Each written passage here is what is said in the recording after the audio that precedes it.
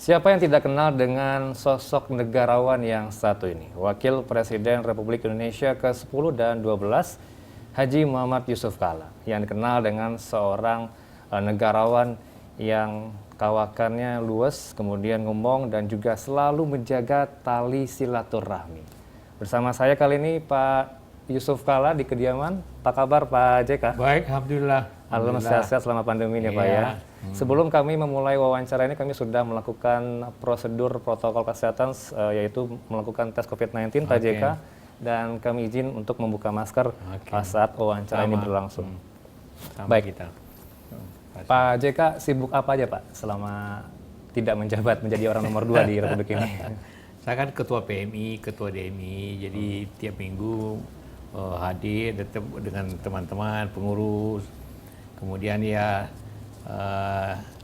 lihat perusahaan, nasihati anak-anak saya atau adik-adik bagaimana menjalankan perusahaan yang baik. Gitu. Baik, Pak JK, kan kita minta insight pandangan seorang Pak JK nih terkait dengan persoalan yang ada di Republik ini selama 2021 belakangan.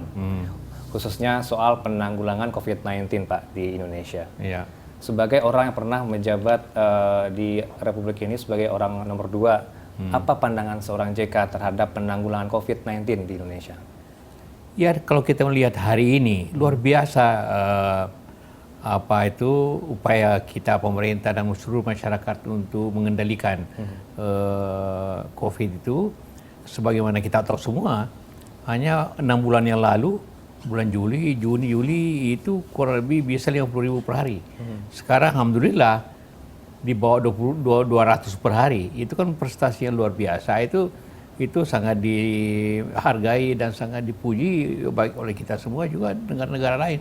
Dan sangat Indonesia malah nomor 2 dalam hal menurunkan COVID itu setelah Cina. Artinya dalam hal tracing, testing atau 3T, 5M tadi sudah berjalan di tanah air? Berjalan. Kalau tidak berjalan mana mungkin turun di bawah 200 gitu kan. Malah pernah di bawah 100. Pak JK menanggapi adanya otak-atik silih berganti kebijakan PSBB, PPKM, banyak istilahnya, ini seperti apa Pak JK? Yang penting bukan istilah, bukan apa ya tindakannya. Mungkin saja ganti-ganti nama, ganti rumusan, tapi yang jelas kita menjalankan 3M itu, pakai masker. Ya sekarang kita sudah buka malah karena kita sudah lebih aman. Cuci tangan dan jaga jarak, semua itu kan sangat penting. Di samping pemerintah menjalankan 3T, ya tes, tracking dan treatment. Itu semua menyebabkan sehingga kita alhamdulillah dalam kondisi orang masih di Eropa, apalagi di Amerika, apalagi masih di atas 100.000 malah per hari, kita sudah bawah 200. Itu kan prestasi luar biasa. Melihat 2020 dengan 2021, lebih baik 2021 Pak untuk penanganan pandemi ini?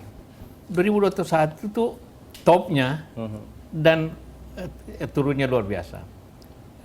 Artinya tertingginya pernah di 2021 di Juli seperti saya katakan tadi. Tapi juga akhirnya Desember ini turun itu angka luar biasa. Jadi semuanya berada di 2021. Awalnya memang 2020, tapi tidak sehebat pertengahan 2021. Penanganan pandemi ini seiring tidak Pak dengan pemulihan ekonomi nasional yang dilakukan oleh pemerintah? Ini kan sebab akibat ya. Ekonomi kita krisis karena adanya krisis kesehatan. Nah, kalau krisis kesehatan ini sudah menurun, terkendali, maka otomatis krisis ekonomi akan juga baik. Seperti sekarang dinyatakan pajak sudah lebih tinggi daripada targetnya. Itu kan sebagian ekspor tinggi, pendapatan negara juga lebih tinggi. Jadi karena sebab akibat. Sebabnya menurun, maka akibatnya juga akan lebih positif. Kita memasuki 2022 kali ini Pak JK. Anda punya prediksi tidak kapan pandemi ini akan berakhir Pak JK? Sebenarnya ini soal waktu saja. Soal kebetulan ada Omikron. Jadi ini menyebabkan adanya kekhawatiran baru. Tapi walaupun kita bisa, kalau semua masyarakat menjaga diri, tetap taat kepada kesehatan, ya protokol kesehatan, saya kira kita akan mengendalikan di samping COVID-19-nya, Omikronnya juga bisa terkendali selama kita memperlakukan disiplin seperti sekarang ini. Menyinggung soal Omikron tadi Pak JK, ini kan lagi ada penambahan kasus. Tercatat ini imported case, artinya ini kan kasusnya dari luar Pak, ya. masuk ke tanah air. Mereka yang melakukan perjalanan ke luar negeri. Artinya perlu tidak kali ini warga masyarakat untuk tahan diri dulu ke luar negeri Pak JK? Ya tentu itu nasihat yang baik sebaiknya. Walaupun juga karena sudah 2 tahun berada di lingkungan yang sangat terbatas, malah banyak yang tidak bekerja di rumah, maka dan orang-orang anak-orang tentu golongan menengah tinggi yang mampu, ya sudah banyak ke luar negeri. Ya, tapi jangan dengan resiko begitu pulang itu karantina 10 hari. Nah, memang ada resikonya seperti itu, dan juga itu tidak mudah untuk mereka begitu pulang menikmati keadaan, walaupun juga punya resiko di luar negeri. Banyak orang ke Amerika, Amerika risiko lebih tinggi daripada Indonesia. Orang ke Eropa jauh lebih tinggi risikonya dibanding Indonesia. Jadi teman-teman atau masyarakat yang keluar negeri itu ya untuk bersenang tapi penuh risiko. Penuh risiko, termasuk para pejabat kalau keluar negeri juga berisiko ya Pak ya? Ya, kalau soal karantina nih Pak JK, kita juga mengkritisi aturan untuk karantina bagi mereka pejabat eselon 1 ke atas. Ya. Ini kan berbeda sekali, mereka boleh karantina individu. Berbeda dengan mereka masyarakat yang bukan selevel itu. Pak JK memandang seperti apa? Apakah memang virus itu memilih-milih mereka? Ada pejabat, ada warga biasa Pak JK? Saya kira tidak begitu. Tentu virus ya virus, selama tidak hati-hati bisa kena. Yang membedakannya disiplin kepada 3M itu atau tidak. Tapi kenapa eselon 1 bahwa negeri ini harus berjalan? Yang menjalankan negeri ini kan para eselon 1, eselon 2 itu menteri kan yang membuat kebijakan, yang menjalankan pejabat-pejabat itu. Nah kalau mereka harus ditahan 10 hari di hotel, tentu juga pekerjaan-pekerjaan di kantor juga bisa terlambat atau malah masalah. Walaupun secara prinsip bahwa semua orang bisa mempunyai akibat yang sama, bisa membawa virus yang sama dari luar, bisa bersama. Tapi namun demikian, ya dia tidak berarti dari itu karantinanya di rumah. Tapi di rumah relatif bisa lebih mudah bekerja dibanding di hotel, karena tentu bisa lebih luas daripada tinggal di kamar di hotel. Berarti lebih bijak ya Pak, bisa keluar negeri harus bisa juga bayar karantina di hotel. Iya. Baik Pak JK, kalau melihat selama ini untuk Menteri Kesehatan bagaimana Pak kinerjanya untuk penanganan pandemi? Ya kita lihat semuanya Menteri Kesehatan, Menteri Pak Luhut, Menteri Menko Perekonomian dan sebagainya, semua mempunyai peran. Tapi tentu di bidangnya Menteri Kesehatan ya, baik penyediaan vaksin ataupun vaksinasi keluar kepada masyarakat ataupun menjaga kesehatan masyarakat, tanggung jawab Menteri Kesehatan. Jadi dengan angka tadi, kita bicara angka tadi menurun luar biasa, berarti tentu termasuk sukses daripada Menteri Kesehatan. Kerjasama antar pihak ya Pak ya, tidak hanya Menteri Kesehatan. Baik. Studinya kurang lengkap. Baik studi ekonomi, juga studi teknisnya saya kira tidak lengkap. Maka terjadilah overrun. Hanya apa yang direncanakan lebih tinggi, biaya sebenarnya lebih tinggi. Bikin terowongan banyak, membuat fondasi yang besar-besar. Akhirnya terjadilah seperti itu ke overrun 21T yang mestinya harus dibayar oleh pemegang saham.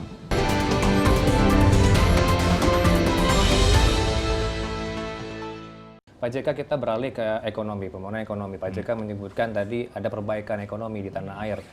Kalau perpaduan kebijakan moneter dengan fiskal, sudah tepat belum Pak JK? Moneter dilakukan oleh Bank Indonesia umumnya, ya mengatur tentang jumlah uang, inflasi dan sebagainya. Walaupun semua juga bertanggung jawab. Kalau fiskal tentu Menteri Keuangan. Ini selalu khususnya kepada tahun lalu tanda sekarang khususnya bahwa fiskal defisit luar biasa harus ditutup. Maka ditutuplah oleh kerjasama antar Menteri Keuangan dan Bank Indonesia. Berarti moneter fiskal kerjasama di sini untuk mengendalikan belanja negara, mengendalikan, karena apabila tidak belanja negara cukup, insentif kepada masyarakat atau subsidi kepada masyarakat, maka COVID ini bisa juga sangat berbahaya kan. Jadi hal itu terjadi khususnya umumnya apabila defisit, maka tentu kebijakan Bank Indonesia untuk membantu Menteri Keuangan itulah kerjasama antara fiskal dan moneter, dan itu terjadi. Artinya sudah berada di rel yang tepat, Pak JK? Iya.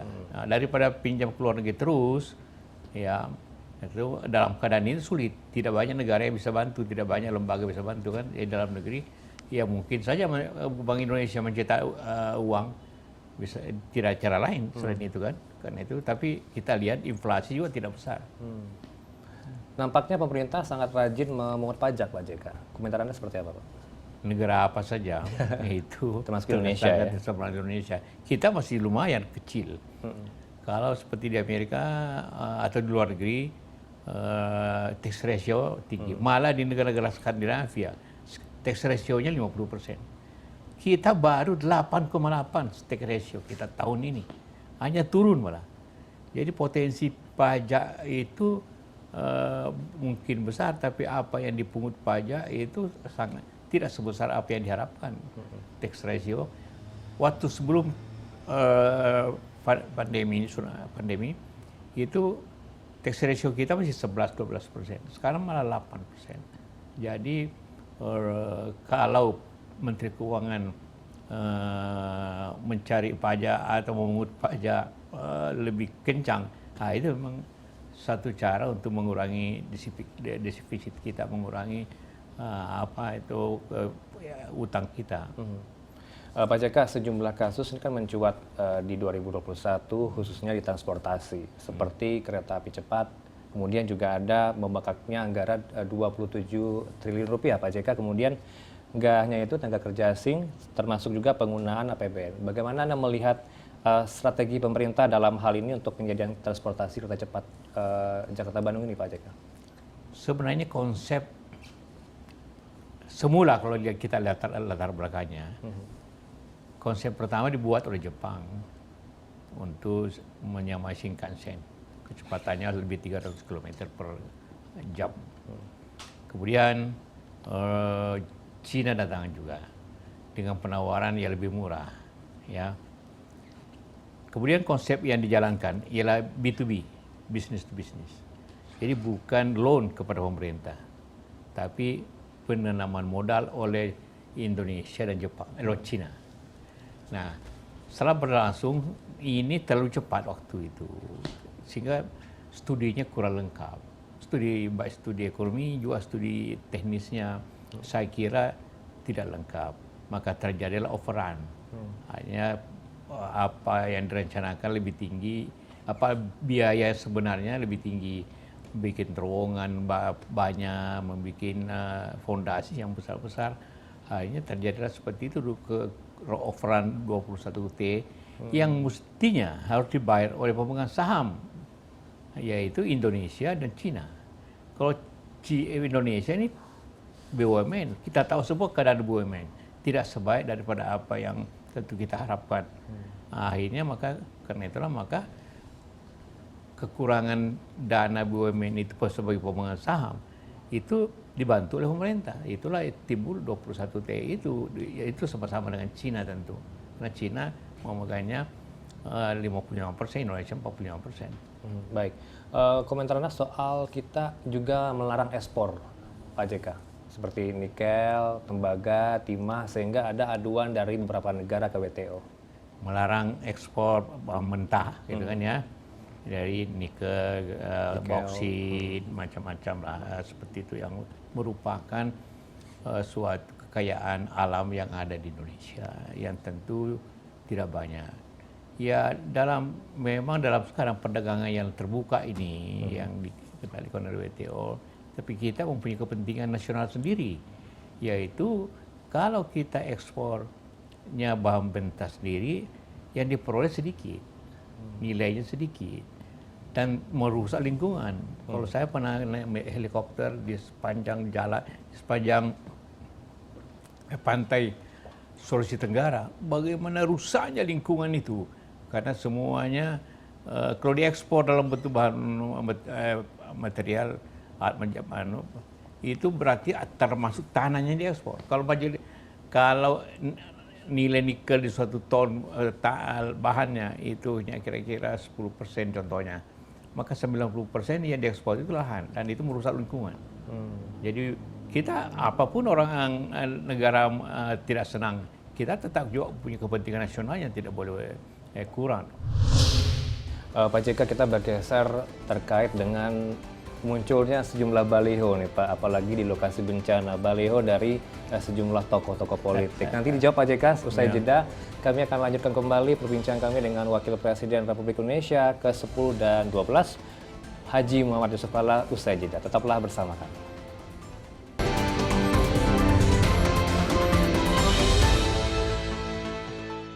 Kami lanjutkan kembali perbincangan kami dengan Wakil Presiden Republik Indonesia ke-10 dan 12, Pak Haji Muhammad Yusuf Kalla. Pak JK, kita lanjutkan kembali Pak JK. Ya, boleh. Indonesia menjadi tuan rumah nih Pak untuk KTT G20. Saya sempat juga ikut Bapak ke Argentina waktu itu ya Pak, ya, 2018. Nah, kali ini kita menjadi tuan rumah Pak JK. Apa yang harus dipersiapkan Indonesia dalam menjadi presidensi tuan rumah ke KTT G20 ini pada kali ini? Ya tentu. Kalau G20 ini pertemuan yang paling penting di antara pertemuan summit-summit lainnya. Karena hadir 20 negara, dan biasanya yang hadir kepala negaranya atau Perdana Menterinya dari negara-negara yang terkaya di dunia ini. Dalam bandingan kita juga ikut tentu nomor 16 kekayaan kita. Nah, ini sangat penting tentunya karena mencakup arah kebijakan bersama yang harus ditempuh pada tahun-tahun mendatang. Dan tahun-tahun mendatang ini ya, tentu masih ada sisa masalah COVID ini. Nah, tentu yang pertama yang sulit tentu penyelenggaraannya. Kedua tentu keamanannya dan fasilitasnya. Itu yang sangat penting, bahwa nah, karena itulah diadakan di Bali. Di Bali memang hanya Bali yang memenuhi semua kesempatan itu, artinya semua syarat-syarat itu. Mempunyai hotel yang begitu banyak di Nusa Dua, kemudian keamanan bisa dijaga di sana dengan baik. Satu kepala negara aja sulit diatur keamanannya kalau kepala negara Amerika, apalagi 20. Itu tentu bayangkan proses yang harus dijalankan seperti itu. Walaupun di Argentina kita tetap berapat di tenda kan. Tenda besar ya Pak. Tenda besar. Jadi mereka itu sangat efisien, tidak perlu membangun. Tapi di Bali kan ada convention center. Jadi menjalankan itu. Jadi kita akan menerima itu pada bulan Oktober tahun depan, masih cukup lama. Cukup lama untuk persiapan ya Pak JK. Persiapannya masih butuh 11 bulan lagi. Indonesia butuh menyampaikan aspirasi tidak Pak JK terhadap negara-negara berkembang, khususnya dalam solidaritas dunia, ancaman iklim global, termasuk juga perkembangan perekonomian yang berkelanjutan Pak JK. Soal iklim itu sudah dibicarakan di Glasgow pada bulan-bulan yang lalu, dan sebelumnya di Paris. Kita juga pernah di Bali. Setiap 2 tahun ada pertemuan seperti itu, dan itu tentu kita Indonesia mempunyai sikap yang sama dengan negara-negara lainnya. Kemudian ada perbedaan, terutama Amerika pernah keluar daripada pertemuan itu di waktu zamannya Trump, itu kan tidak sehat contohnya. Tapi sekarang sudah begitu Biden masuk lagi. Jadi sangat penting pertemuan itu untuk juga lebih memantapkan, lebih concern kepada iklim dan juga concern kepada masalah ketimpangan dunia ini. Kalau soal kesehatan, perlu tidak kita memperkuat arsitektur kesehatan yang ada di dunia ini? Ya, saya kira WHO itu sudah mempunyai konsep-konsep arsitektur seperti itu. Buktinya sekarang ini WHO sangat aktif untuk mengontrol atau memberikan informasi tentang keadaan-keadaan di dunia ini dalam bidang kesehatan, dan itu tentu sangat penting. Pak JK, ini terkait dengan banyak yang menawarkan Pak JK nih, informasinya kita himpun untuk menjadi Ketua Umum PBNU karena Mustasyar salah satunya dari Ketua Umum PKB Muhaimin Iskandar. Apa tanggapan Pak JK terhadap Ketua Umum PBNU yang baru, Pak? Ya, pertama saya ingin mengucapkan selamat sekali lagi kepada Gus Yahya, dan itulah pilihan yang tepat pada dewasa ini. Artinya suatu wajah baru, suatu pandangan-pandangan baru, karena banyak juga kritikan-kritikan kepada apa yang dilakukan oleh Ketua NU yang akan datang. Saya sendiri Mustasyar itu penasehat. Nah, tapi ini saya katakan ini Nahdlatul Ulama, kebangkitan ulama. Saya bukan ulama, ini Zuama. Bedanya apa tuh, Pak? Ya, kalau ya ulama tentu, tapi kitanya katakanlah pemimpin nasional negara, ya saya pernah wakil presiden kan, tentu jadi pemimpin. Bagaimana Anda melihat PBNU dalam membangun Islam Nusantara di tanah air, Pak JK? Itu menjadi perdebatan. Bahwa Islam itu Islam, ya kan? Bahwa Nusantara termasuk bagian daripada keislaman kita. Jadi tidak ada Islam yang khusus. Memang walaupun ada aliran-aliran dalam Islam, itu ada mazhab-mazhab. Kita umumnya Syafi'i dan Syafi'i. Kemudian banyak di negara lain seperti Afghanistan ada Hanafi. Jadi memang ataupun Hambali di mana-mana. Jadi tapi tidak ada Islam berdasarkan wilayah, tidak ada Islam Saudi, tidak ada Islam Mesir. Jadi memang banyak juga perdebatan tentang itu, bahwa tentang Islam Nusantara itu. Baik, kita tinggalkan soal PBNU, Pak. Kita ke politik kali ini, Pak JK. Pak JK, kita melihat banyak sekali baliho yang bertebaran di sejumlah lokasi bencana, apalagi kemarin terakhir Gunung Semeru. Seperti tokoh-tokoh politik bermunculan di mana-mana, Pak JK. Kalau Anda melihatnya ini, apakah memang 2024 ini sudah semakin dekat, Pak JK? Ya, prinsip dalam pemilu itu untuk dipilih, pertama dikenal, kedua disukai, ketiga baru dipilih. Jadi kalau pasang beliau kemana-mana itu tahap pertama untuk lebih dikenal. Mungkin sudah dikenal, tapi lebih dikenal orang. Jadi banyak tokoh-tokoh yang masang Allah itu, yang pertama dikenal. Nantilah apa yang dilakukannya kemudian sehingga orang suka. Nah, itu memang terlalu jauh, terlalu cepat. Banyak orang bertanya bahwa nanti tahun depan politik panas. Sebenarnya enggak. Tahun depan itu suasana politiknya romantis. Karena orang pada mencari pasangan. Jadi saling mencari-cari siapa. Karena di Indonesia, dalam perpolitikan kita, dalam pemilu khususnya, begini terkejadiannya. Ada yang punya partai politik, tapi calonnya masih kurang, elektabilitasnya masih rendah. Dari survei ya, ada yang surveinya tinggi tapi tidak punya partai. Di sini nanti akan terjadi perkawinan antara elektabilitas dengan yang punya elektabilitas tapi tidak ada partai, dan yang kurang elektabilitasnya tapi punya partai yang cukup besar. Nah, di sinilah nanti saya bilang, inilah kenapa saya katakan ini tahun romantis tahun depan, tahun mencari pasangan. Ya, kalau mencari pasangan kan romantis kan.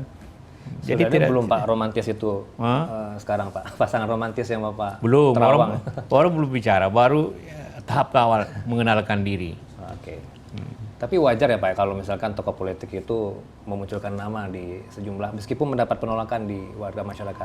Saya kira masyarakat belum menolak, cuma masyarakat belum mengenal, atau mungkin juga dia tidak terlalu senang karena tidak kenal. Tidak kenal. Ya. Makanya perkenalan dengan baliho gitu Pak. Baliho. Tentu mau apa programnya. Tapi ini kan setelah di baliho, orang tahu lagi apa kalau jadi presiden apa programnya, apa janjinya, kembali lagi seperti itu.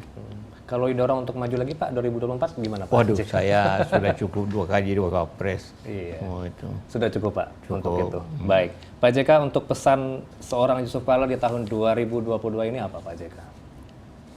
Ya, pertama di bidang kesehatan kita harus tetap menjaga disiplin, kan inilah modal kita semua, sehingga kenapa di Indonesia itu dipuji karena turun drastisnya COVID-19 itu dalam waktu 3-4 bulan, dan itu lakukan itu. Kedua, tentu harapan kita ialah dengan pandemi sudah lebih menurun, kita mari bekerja secara normal di bidang ekonomi. Orang tidak lagi bekerja di rumah, tapi kembali bekerja normal. Pasar dibuka, mal-mal dibuka, masjid dibuka, atau rumah ibadah dibuka, kembali ke hidup normal. Ini artinya kalau terus-terus di bawah 200, mungkin di bawah 100, kini menjadi endemi. Artinya seperti influenza biasa. Influenza biasa. Ya. Sama kayak Singapura ya Pak, berarti kita harus bersahabat dengan pandemi gitu, berteman. Itu sulit juga dikatakan itu bersahabat, karena begitu bersahabat tidak pakai masker, itu kena, dan itu kena sakit. Jadi kalau sahabat kan tidak kena apa-apa sama kita kan. Ini kan artinya mungkin bukan bersahabat, ya membiasakan diri hidup dalam kondisi ini sehingga harus menjaga disiplin. Baik, kita harapkan memang warga masyarakat di tanah air selalu patuh pada protokol kesehatan meskipun nanti kita berteman dengan pandemi, Pak, menjadi endemi. Pak JK. Baik, itulah tadi perbincangan kami dengan Wakil Presiden RI ke-10 dan 12, Insinyur Haji Muhammad Yusuf Kala. Terima kasih atas kebersamaan Anda. Saya Heranov Al-Bashir, sampai jumpa.